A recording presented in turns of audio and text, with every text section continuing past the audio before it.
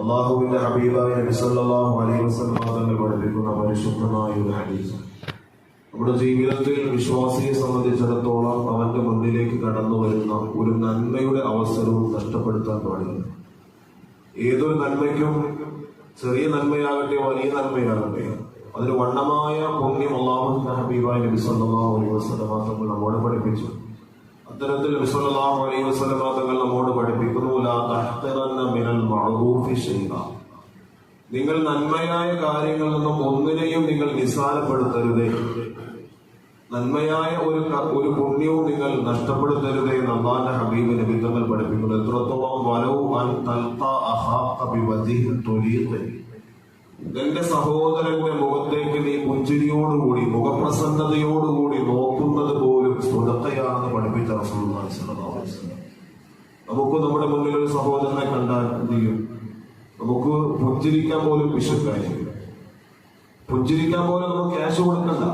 പുഞ്ചിരി ധർമ്മമാണ് എന്ന് പഠിപ്പിച്ച റസൂൽ സ്വല്ലല്ലാഹു അലൈഹി വസല്ലം. നമ്മൾ നമ്മോട് കടന്നു പോയപ്പോ നമ്മുടെ എതിരെ നമ്മുടെ പ്രിയപ്പെട്ട സഹോദരൻ കടന്നു വരുന്നു, അത് ഏറ്റവും വേണ്ടപ്പെട്ടവരാണെങ്കിൽ നാം എന്ത് ചെയ്യും? പുഞ്ചിരിക്കും. അല്ലാത്തവരാണെങ്കിലോ, ഒരു വിശ്വാസി മറ്റൊരാളുമായി കാണുമ്പോൾ ആ വിശ്വാസിയുടെ മുഖം പ്രസന്നമായ ആ വദനത്തോടു കൂടിയാണ് നോക്കേണ്ടത്. അള്ളാഹുവിന്റെ ഹബീബായ നബി തങ്ങൾ അതാണ് പഠിപ്പിച്ചത്, ലാ തഹ്തിറന്ന മിനൽ മഅറൂഫി ശൈഅ. നിങ്ങളൊരു നന്മയായ ഒരു ചെറിയ നന്മ പോലും നിങ്ങൾ നിസ്സാരപ്പെടുത്തരുത്. എത്രത്തോളം നിങ്ങളുടെ സഹോദരന്റെ മുഖത്തേക്ക് നോക്കിയിട്ട് പുഞ്ചിരിക്കുന്നത് പോലും, ആ പുഞ്ചിരി പോലും ധർമ്മമാണെന്ന് പഠിപ്പിച്ച വിശുദ്ധമായ ഇസ്ലാം. അങ്ങനെ അത്തരത്തിൽ ആ പരിശുദ്ധമായ സംസ്കാരം നമ്മുടെ ജീവിതത്തിൽ ഉണ്ടാകണം. നമ്മുടെ സഹോദരങ്ങളെ കണ്ടാൽ നമുക്കൊന്ന് പുഞ്ചിരിച്ചാൽ, ഒരു കുശലാന്വേഷണം നടത്തിയാൽ, സുഖമാണോ എന്ന് ചോദിച്ചാൽ, സന്തോഷമാണോ എന്ന് ചോദിച്ചാൽ, നമുക്കൊന്നും നഷ്ടപ്പെടാനില്ല. നമുക്ക് വരാനേ ഉള്ളൂ.